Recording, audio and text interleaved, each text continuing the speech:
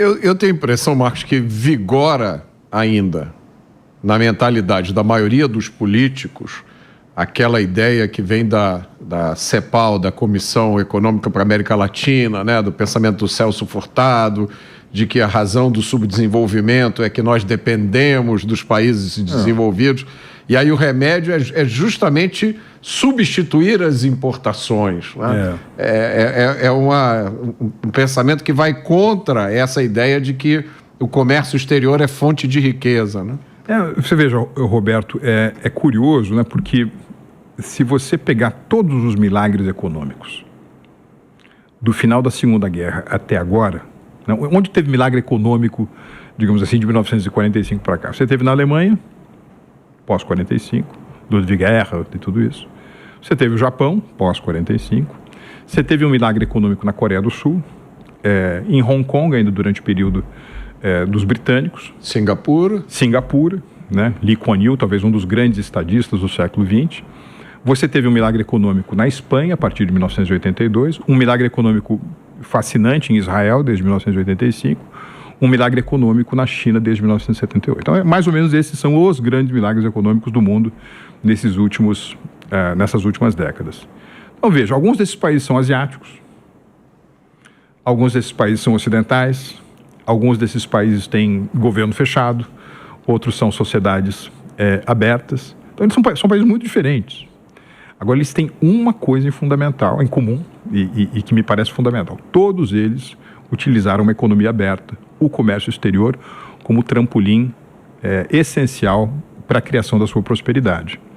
Ao contrário, por exemplo, da Argentina, da Turquia, da União Soviética e da Rússia, do Brasil, que são economias que têm baixo percentual da sua atividade econômica voltado ao comércio exterior, à soma de importações e exportações.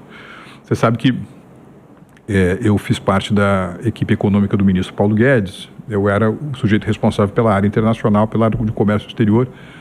E quando a gente estava se preparando, né, nós estávamos fazendo um pouco o desenho, né, do que seria a nossa estratégia, e eu utilizei uma ferramenta do Banco Mundial, uma ferramenta online, que mede o quanto cada país representa, na soma de importações e exportações, o comércio exterior dentro do seu produto interno bruto.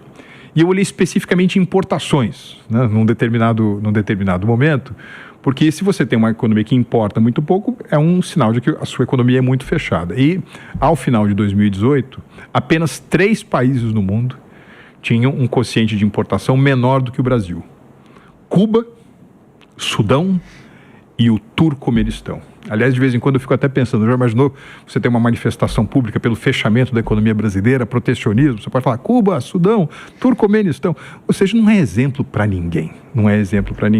Mas isso tem mudado em anos recentes.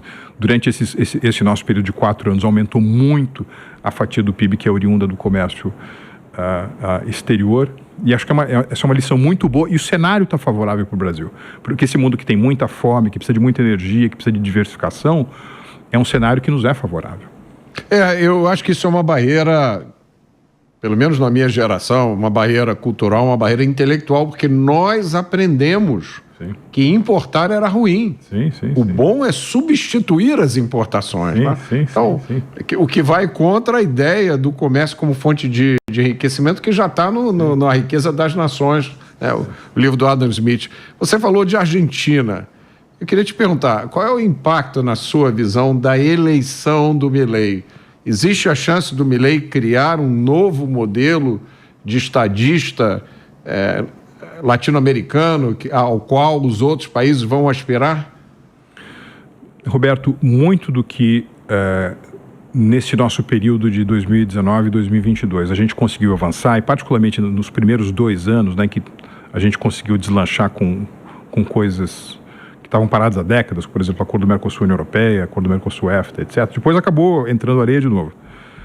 Mas se deveu a uma orientação mais aberta, mais liberal do governo Macri. Mas me parece que o governo Macri fez uma organização das suas prioridades que não lhe foi produtiva. Ou seja, ele não focou em fazer aquilo que é mais difícil fazer primeiro, não é isso? Para depois poder colher os frutos. E eu vejo na administração Milei um esforço, eu diria, hercúleo e absolutamente inédito na história da Argentina de tentar reequilibrar as coisas. Diminuir o papel do Estado, diminuir gasto público, diminuir benefícios, diminuir, digamos assim, ineficiências. É algo incontestavelmente inédito na história argentina, né? A história argentina que já poderia, né, e tem no passado, a experiência de ter, por meio das exportações, se tornado a quarta ou quinta maior economia do mundo, né? Mas não é fácil, porque, mais uma vez, nós vivemos em ciclos político-eleitorais.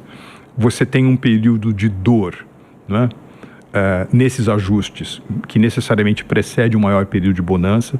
Esse período de dor ainda não acabou na Argentina, e eu acho que a sabedoria política, a liderança aqui, será a boa comunicação, bom convencimento da sociedade que os argentinos estão se afastando daquilo que é indesejável, não é isso? E que muito provavelmente a recompensa virá ao cabo desse processo, que eu torço seja o mais rapidamente possível. O que eu tenho percebido no mundo, né? Eu praticamente todo mês, né, tô no exterior, faço muito essa conexão exterior-Brasil, é um grande respeito, admiração pelas reformas que o presidente Milei tem proposto, tem realizado, e mais uma vez uma sensação de que é algo jamais tentado numa economia que tinha tudo para ser uma das mais prósperas do mundo, como é o caso da Argentina. Deixa eu te fazer uma pergunta que é importante para as pessoas, porque é muito difícil separar e entender certas questões. Você foi um dos negociadores do acordo entre o Mercosul e a União Europeia. Eu queria te perguntar, qual é a importância do Mercosul para o cidadão comum brasileiro? Mercosul serve para quê? E qual é a importância desse acordo que já está sendo negociado há muito tempo? E se ele vai ou não vai? Se vale a pena ainda fazer acordo? Queria que você explicasse. Roberto, nos anos 90, havia uma sensação, e eu falei de anos 90 porque é o ano, enfim, é nessa década que o Mercosul é criado, e é nessa década também que se inicia a negociação entre o Mercosul e a União Europeia. Havia uma sensação de que mais integração econômica, mais livre comércio, fluxo mais livre de capitais, etc., é algo que trazia mais prosperidade, tá certo? E nesse sentido, me parece que o Mercosul foi uma ideia bem-vinda, porque nós estávamos com as costas voltadas para os nossos vizinhos. O comércio entre Buenos Aires e Brasília, né, entre a Argentina e o Brasil, foi multiplicado muitas vezes depois do advento do Mercosul.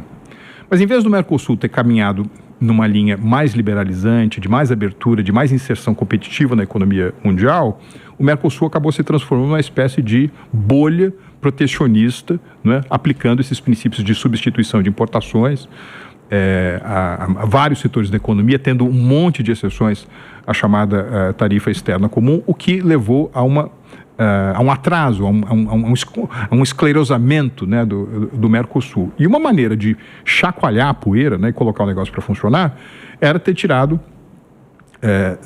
da gaveta o acordo Mercosul e União Europeia, que foi o que a gente tentou fazer e acabamos concluindo em junho de 2019, que é um acordo muito abrangente, porque permite, por exemplo, não apenas maior acesso, né, de produtos brasileiros a esse, que é um mercado de 450 milhões de pessoas, que é o mercado da União Europeia, mas permite também a formação de muitas joint ventures, né? A experiência concreta dos acordos comerciais é que, na realidade, eles são grandes fomentadores de investimentos.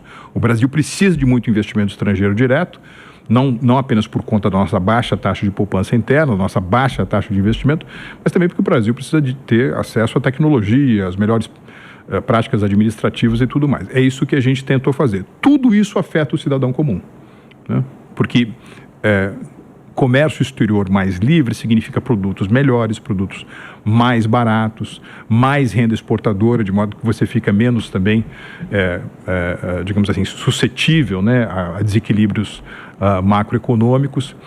Tem muito que ver com o cidadão comum. Em geral, aqueles países que adentraram dinâmicas, né, de acordos de livre comércio, como eu mencionei anteriormente, se deram muito melhor do que aqueles que permaneceram fechados.